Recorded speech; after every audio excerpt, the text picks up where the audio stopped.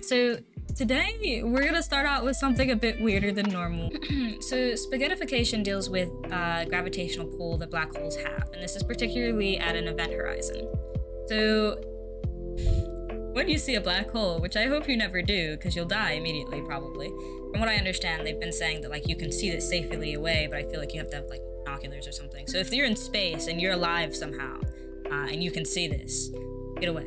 Anyway, when you see a black hole, the black hole itself has an event horizon, and that is characterized, or an event horizon, it has basically no means of escape from, like not even light. The speed of light is the ultimate thing you could use. And if that can escape, nothing else can. That's basically how I understand it. So the event horizon, as we mentioned, that nothing can escape from. Once you've entered that point, anything that goes beyond the event horizon of a black hole, since it can no longer escape, it goes through this process, depending on the size of the black hole, of spaghettification. So this was observed, I think in 2018, maybe a bit more recently as well. So it was observed occurring to a star. So generally what happens is because the force of gravity is acting, or is so large within a black hole, they call them tidal forces from what I understand. So because the force of gravity is so high within a black hole, depending on the orientation of whatever's entering the event horizon or the gravitational pull of the black hole, the thing that's closest to the black hole will be pulled or stretched, basically. So in the case of a human, let's say that you're an astronaut floating in space, and for some reason you're going feet first into a black hole. Well, your feet are going to be stretched, very much so. Basically, as your feet are being stretched and pulled, say, to the right, towards the black hole, the rest of your body is still going to be out to the left. There's going to be a different level of gravity acting on your body at these different points. And as your body is being stretched, your body is also being compressed, which leads to people calling this spaghettification, because you become like noodle-like. Now, first of all, probably would have died before this happened to you. And additionally, once you've entered the event horizon, and this starts occurring to you, your body will end up breaking, like shattering. This is terrifying. And one of the things that I thought was interesting about this is the fact that once you've entered the event horizon, let's say you have a friend watching you from like a safe distance away somehow in space. Once you've entered the event horizon, this is speculative because obviously nobody's entered one. You'll be able to see everything that's ever entered into a black hole, and at the same time, you'll be able to see everything that is going to enter a black hole. So if you're looking forward, you'll see everything that's already gone into the black hole, and if you look behind you, you'll be able to see everything that is going into the black hole. So people say that basically you'll be able to see like eternity, you'll be able to see time, both forward and backwards, which is pretty interesting. However, you'll of course be dead at the same time. If you could survive this, I don't know. Watch Interstellar. Let's see. So the other thing that's pretty interesting about this is your friend who's watching you enter this black hole and not doing anything to help you because they suck and they'll die too. They will be able to see you enter the event horizon. But once they reach that point, once you've reached the point where you're in the event horizon, to them you'll have stopped moving. All they'll be able to see is just you floating there. But for you, gravity is acting on you and time is continuing. So for them, time has stopped. Like you have basically stopped in time.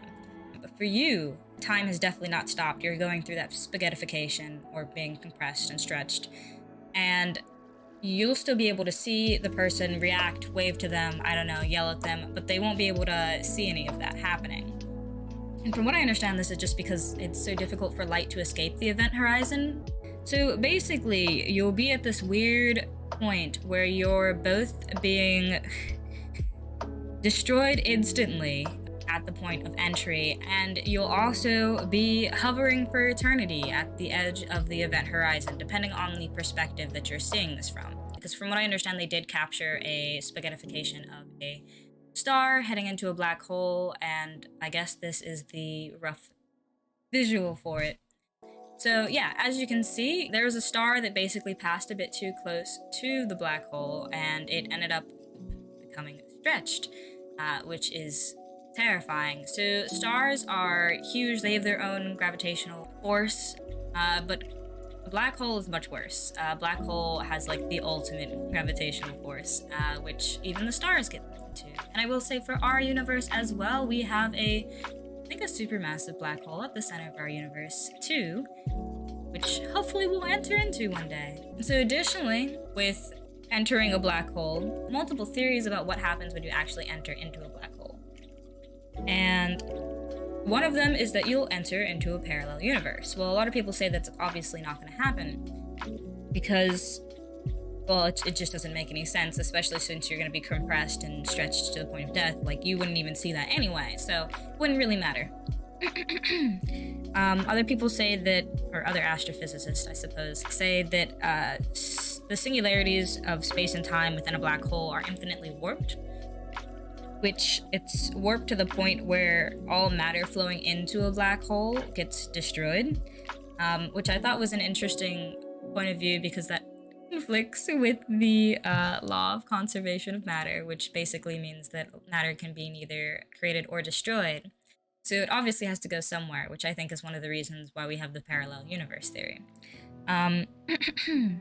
So the other thing that I was going to say, which I think is the most important part of this, if anyone was to survive this situation, it would be one man, this dude. And he is the only one that I think would ever make it through this. That is Mr. Fantastic, of course. And I don't have any proof that Mr. Fantastic would survive, gotta say. It's just, if he can stretch infinitely, which I don't know if he can, I feel like he could. I didn't read the comics to, like, find out about his powers or anything like that.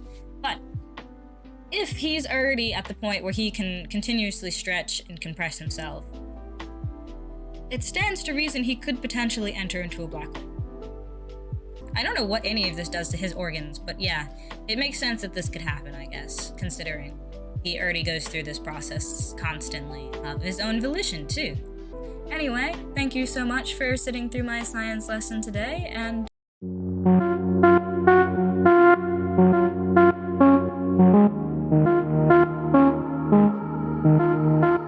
I am not an astrophysicist, but apparently this has to do with astrophysiology? I think that's a word.